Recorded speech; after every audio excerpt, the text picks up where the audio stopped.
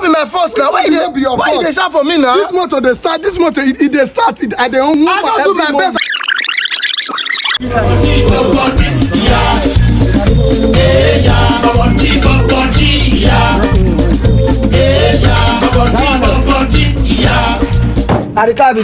My brother, the motor just they race.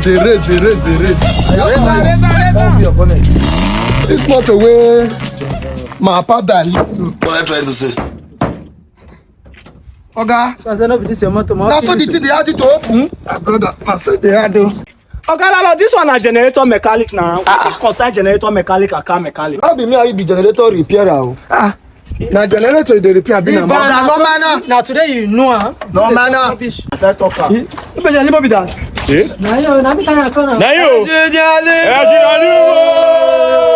You dey see my people? You dey see my people? Let me see why you do computer work. Yes, man. One. No, they call me get my point of correction. I be CSO. Go check my profile. Ask around CSO. Now they talk. They ask question. Don't know what they do. Now for your village, like for the CSO, not be for this my work.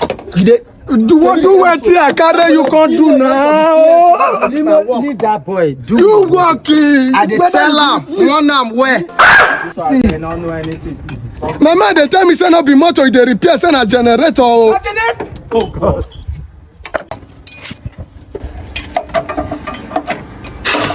Oga, Waiting. this motor. this motor. My brother.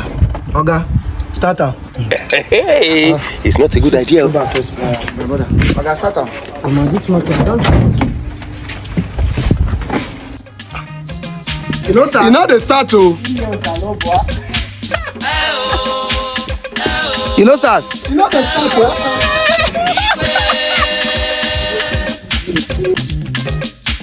The dashboard said nothing they come up again. No lie, dey show for there at all. Nothing they show, guy. Oh my God. Wetin you do again, Limo? You tell me say you know this thing. My brother, this car. You know this one they don't take about this car for you. Don't do my best. Not abandon this car for you, not be the thing. Oga, no be my fault now. Why you dey shout for me now? This motor they start. This motor it they start. It at the own. I don't do my best as a mechanic now. The car don't start now. Okay, Landlord. I never been tell you before. Generator mechanic. Come, I don't want you before you.